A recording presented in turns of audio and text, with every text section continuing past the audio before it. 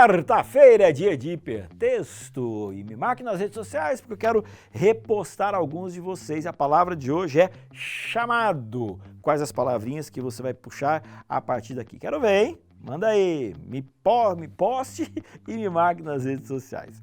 Eu queria conversar com vocês hoje alguns pontos importantes para a gente analisar, para a gente tentar descobrir se aquela pessoa que diz que tem um dom profético, se é de verdade, se não é. E aqui a Bíblia nos dá algumas dicas. Vamos lá. A primeira delas, Isaías capítulo 8, versículo 20 diz assim: a lei e o testemunho.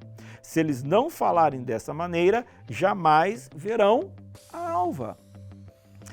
Então, quando um profeta ele vem trazendo as suas profecias, alguns eles pegam e simplesmente negam tudo aquilo que está na Bíblia, tudo aquilo que já foi revelado, e eles agora falam, eu tenho uma nova luz. E quando fala uma nova luz, significa que aquilo que existiu até aquele momento simplesmente é jogado fora. Olha, Jesus veio a essa terra, e Jesus necessariamente ele não era um profeta, né? Mas ele era o próprio Filho de Deus na terra. Mas veja qual foi a postura dele, veja como é que foi o ministério dele. O ministério dele, ele falou assim, ei, eu não vim aqui para anular a lei, para anular os profetas anteriores, não, mas eu vim aqui fazer o quê? Eu vim cumprir.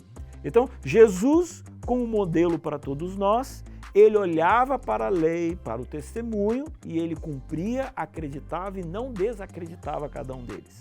Vamos lá, ao segundo ponto.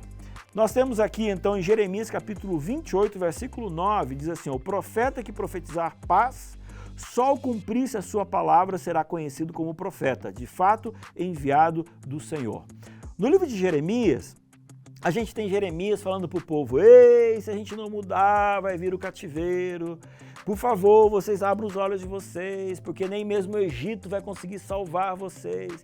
E tanto o rei como o povo não queriam ouvir Jeremias, não queriam ouvir aquela lamentação, aquele problemaiado que ele estava colocando, de que eles seriam derrotados, eles não queriam escutar. Então, aparecia de vez em quando uns profetas dizendo assim, não, Jeremias está errado, nós vamos ter paz, prosperidade. E Jeremias está falando assim, olha, o camarada aqui ó, que está falando que é profeta, ele só realmente, a gente vai descobrir se é um profeta de Deus ou não é, se por acaso o que eu estiver falando estiver errado e a paz que ele está dizendo que vai ter, tiver.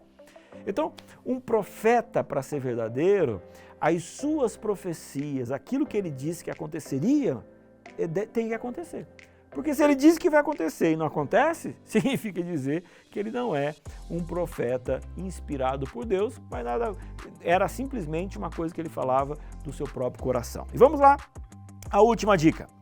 1 João capítulo 4, no versículo 4, eu me perdi aqui, mas calma aí que eu vou achar.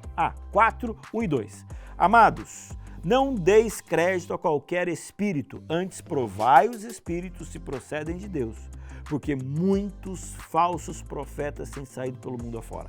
Nisto reconheceis o Espírito de Deus.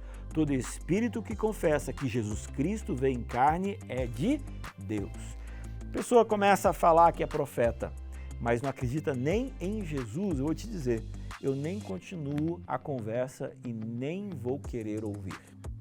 Porque um profeta verdadeiro que venha de Deus precisa sim reconhecer que Jesus era Deus, o próprio Filho de Deus nesta terra, que morreu e ressuscitou e hoje vive para a eternidade e vai vir para nos buscar. Então, são pequenas dicas de como que a gente precisa abrir o olho para descobrir se um profeta é verdadeiro ou não. Agora, para a gente finalizar, todas as provas bíblicas que um profeta precisa passar para ser reconhecido como profeta verdadeiro, Ellen White passou, e aí então a gente pode dizer, Ellen White não era uma sonhadora, Ellen White não era alguém que tinha forte sentimento sobre alguns assuntos, mas ela era alguém guiada pelo Espírito Santo, e os seus escritos são escritos inspirados.